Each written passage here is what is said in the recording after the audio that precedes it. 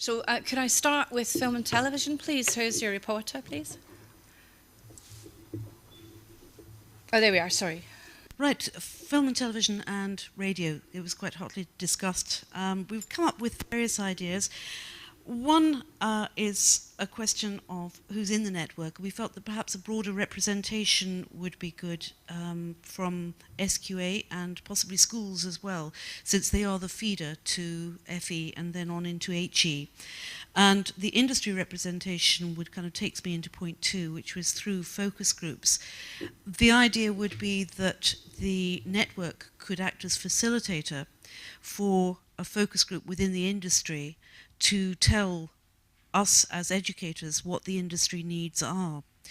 And that leads into another idea that we had, which we were very interested in the idea of masterclasses. Many of us spend our lives frantically trying to organise contacts within the industry, and you beat on the same door year in, year out, until eventually people lose patience with you. So we felt that it would be really useful if the industry, through the facilitating expertise of the network, could be asked if they could provide 6 masterclasses, maybe a day or 2 days, something on scheduling or budgeting or location management. And those would be available on a geographic basis, possibly 6 of them, so that universities and colleges in one small geographic area could get together and benefit from that masterclass. It would be a lot easier for the industry to organise that. Now, can I move on to technical theatre skills, please, and whoever is going to report back for that, please? Can everybody hear me? Is that working? I can't tell. My name's Sarah Pawley. I'm a designer to trade, but I currently teach a lot of other things at Queen Margaret University. It was still considered that the best place to learn your basic skills was in the good old theatre, because it's cheap, because theoretically it can take risks, and because it's building based. So we're still talking about learning your skills in theatre and then having conversion courses into the other industries. This was followed by, so the theatre is building based. That would lead on to the necessity for training the staff within the theatres to train people in the theatres, because not everybody's good at it. And that follows onto a final point that was brought up, which has a long way to go, but we didn't discuss, about the necessity for technical theatres, centres for excellence, with the technical crafts, particularly scenic crafts, being practiced in them and helping out the rest of the industry. And I'm sorry if I've left anybody out. Please raise your hands if I've left out something important. That's great. Thank you, Sarah. That's fantastic. We will again ask you for those notes, if that's all right, at the end. And now the final group was the performance musical theatre group and acting group. And it's Anne Gifford who's reporting back from UWS. Thank you, Anne. Thanks, Alison.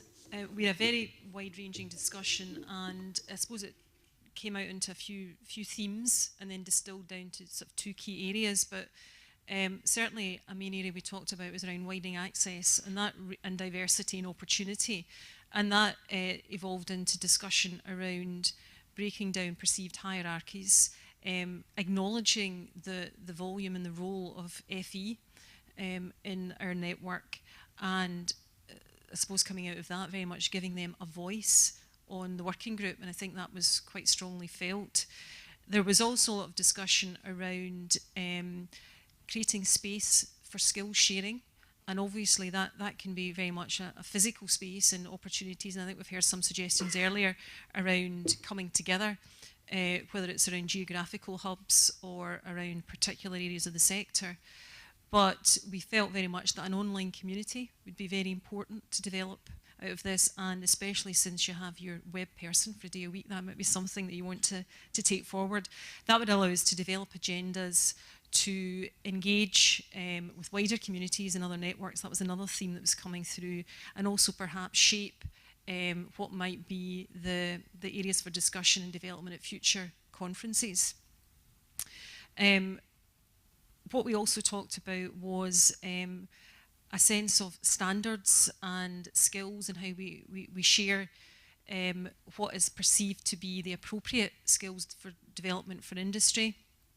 Again, that was very much about through the sharing and peer group, I suppose, coming together in discussion, but looking at perhaps the SDTN becoming a lobbying voice, not only with our funders and with bodies like SFC and SQA, but also working with Equity and other organisations that can improve the situation and the communication between the educators and the employers. So that industry engagement became a key part of what we were discussing.